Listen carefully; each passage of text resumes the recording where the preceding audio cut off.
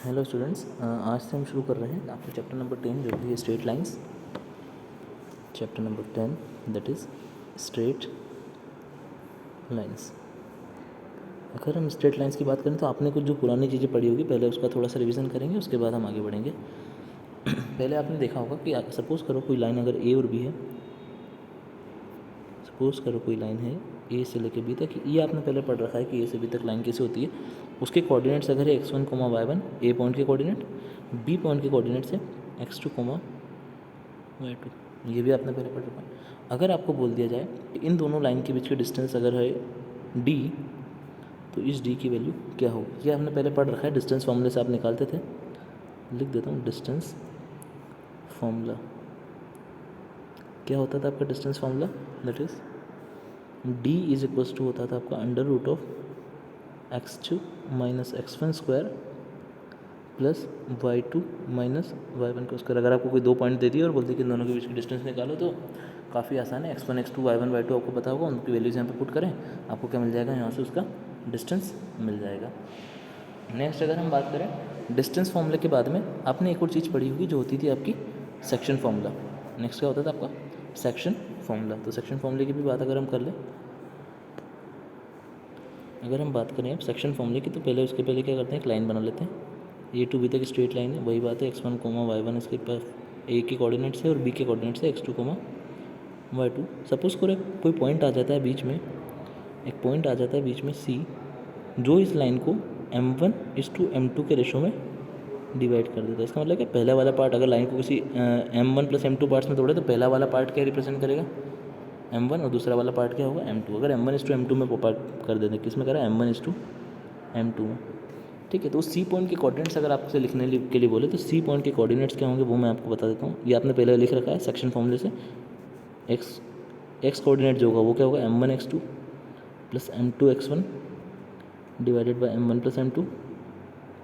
एक और अगर हम बात करें तो y कोऑर्डिनेट क्या होगा? सेम है, बस x की जगह y लिख देना, m1y2 plus m2y1 divided by m1+m2। और थोड़ा सा आगे बढ़ते हैं। इसमें अगर आपको कोई बोल दे, इसमें अगर कोई आपको बोल दे कि भैया हमारा जो स्लोप है, जो रेशो है जिसमें हमने डिवाइड किया m1 और m2, वो दोनों क्या है? इक्वल है। और वो किसके इक्वल है? 1 के इक्वल है। m1 m2 दोनों किसके इक्वल है? 1 के इक्वल है। या फिर सेम रेशो होगा तो वैसे भी इक्वल ही हो जाएंगे, वो कैंसिल ही हो जाएगा, तो 1 ही मिलेगा। तो जो सी पॉइंट के कोऑर्डिनेट होंगे वो क्या होंगे? x1 plus x2/2, y1 plus y2/2। ठीक है। सी पॉइंट जो उस केस में होगा जब क्या होगा कि दोनों सेम रेशो में डिवाइड करें, मीन्स दोनों का रेशो क्या हो जाए? 1 हो जाए। m1 और m2 दोनों सेम अगर हो जाए तो उसको हम बोलते हैं कि सी जो है वो आपका हो जाएगा उस लाइन का मिड पॉइंट। मिड पॉइंट क्योंकि अगर जैसे 1:1 में अगर डिवाइड किया है, मान लीजिए 1:1 है वो वैल्यू, तो अगर बोलना क्या चाह रहा हो कि लाइन टोटल लाइन के कितने पार्ट्स थे? 2 पार्ट्स थे। उसको हमने एक एक अलग अलग पार्ट में डिवाइड कर दिया, जो दोनों पार्ट्स क्या है इस बार बराबर है। बराबर है मतलब क्या, यहाँ से भी चलोगे तो ए से सी तक जितना चलना पड़ेगा उतना ही बी से सी तक भी चलना पड़ेगा, मतलब वो उसका क्या हो जाएगा? मिड पॉइंट हो जाएगा। नेक्स्ट हम बढ़ते हैं आपके पास कि अगर आपके पास कोई 3 पॉइंट्स दिए हुए हैं ए बी सी, 3 पॉइंट्स दिए हुए हैं ए बी सी, तीनों के कोऑर्डिनेट्स आपको गिवन है x1, y1, x2, y2, और थर्ड वाला दिया हुआ है x3, y3। अगर आपको बोला जाए कि ये तीनों कोई भी 3 पॉइंट्स है जो मिलकर एक ट्राइंगल बना रहे हैं, तो उस ट्राइंगल का एरिया कितना होगा? अगर आपसे बोल दिया तो एरिया, ये सब पहले पढ़ा हुआ है इसलिए फटाफट कर रहे हैं अपन। Half of x1 into y2 minus y3 plus x2 into y3 minus y1 plus x3 into y1 minus y2। ठीक है, ये 10th क्लास में आपने फॉर्मूला पढ़े होंगे सारे जो अभी तक हमने बताया। अब हम जो इसके आगे पढ़ेंगे वो चीज़ें आपने 10th क्लास में नहीं पढ़ी होगी, तो उसको थोड़ा सा ध्यान से देखना। अब हम मूव कर जाते हैं सीधे सीधे स्ट्रेट लाइन के अंदर। स्ट्रेट लाइन को समझने के लिए सबसे पहले मैं आपको बता दूं, कोऑर्डिनेट सिस्टम आपको पता होगा, फिजिक्स वाले स्टूडेंट है तो उन्होंने तो पहले पढ़ ही रखा है।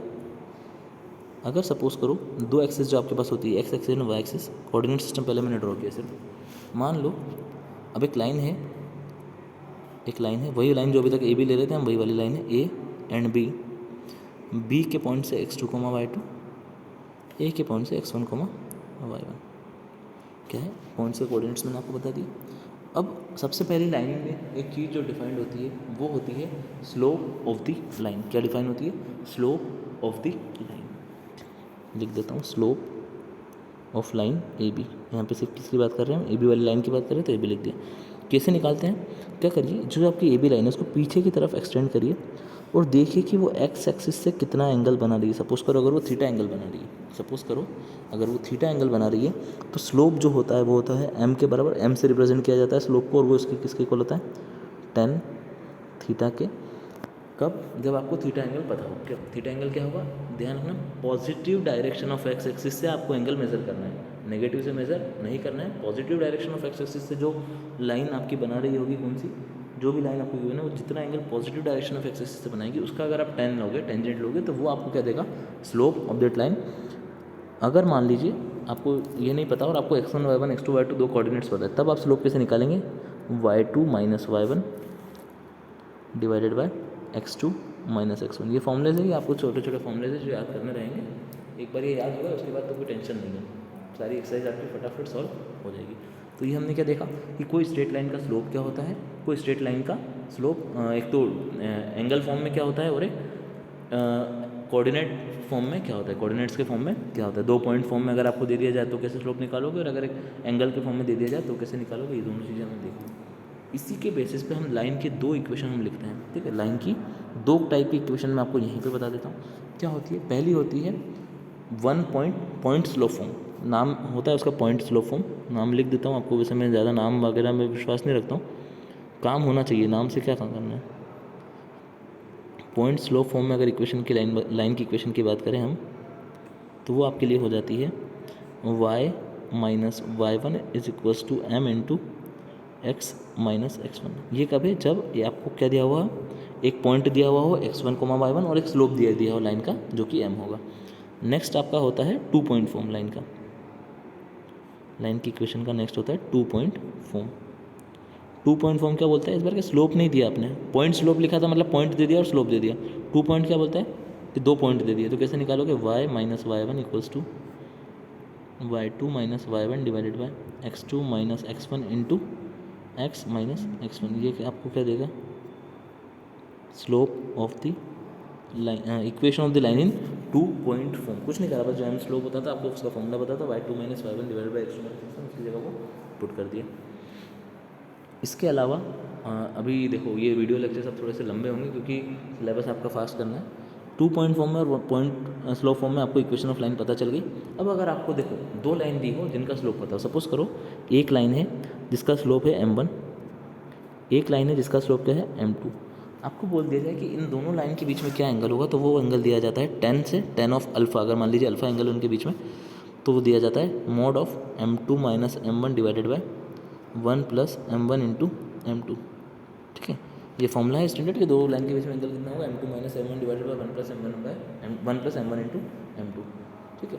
अब यहाँ पर दो कंडीशन और आ जाती है कि अगर आपको कोई बोल दे कि लाइन पैरेलल होगी, पैरेलल लाइंस के लिए देखो अगर दो लाइन पैरेलल है, दो रेलवे ट्रैक्स पैरेलल है, तो उनके बीच में एंगल कितना हो जाता है? 0 डिग्री।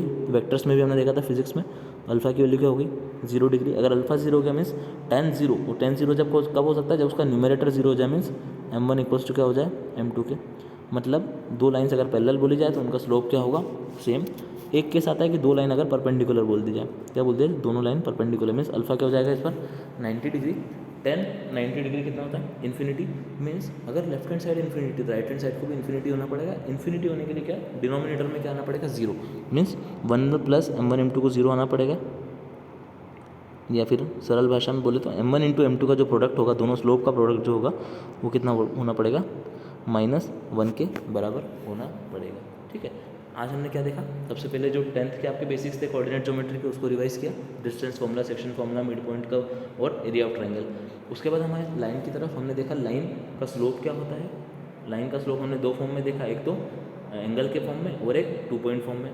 उसी तरह से हमने लाइन की इक्वेशन देखी, पहले स्लोप फॉर्म में, मतलब पॉइंट स्लोप फॉर्म में, और देखा फिर हमने टू पॉइंट फॉर्म में। उसके बाद क्या देखा कि अगर दो लाइन आपको दी हुई है तो उनके बीच में एंगल कैसे निकालोगे, वो भी आपने सीख लिया।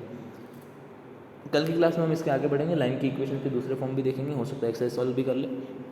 तब तक के लिए God bless you and thank you so much.